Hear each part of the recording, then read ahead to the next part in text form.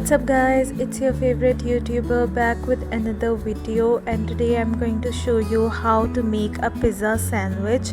So let's begin. Take 2 slices of the bread, add some tomato ketchup on one slice. Now add some chili garlic sauce on the same slice. Add some pieces of cheese on the other slice. Now add some butter in a pan. Add the slices in the pan and let them heat. Wait until the cheese starts melting. Take out the bread slices and add some sliced chicken in the pan.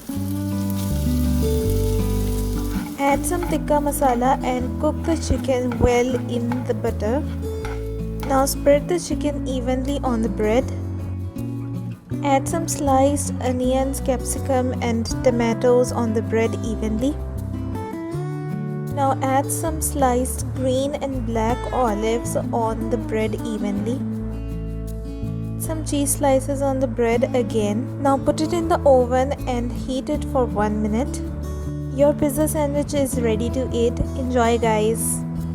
And this is all for today. Hope you guys enjoyed my video. If you did, hit that like button, and if you want more of such videos, do let me know in the comment section, and don't forget to subscribe my channel. Till then, goodbye, take care.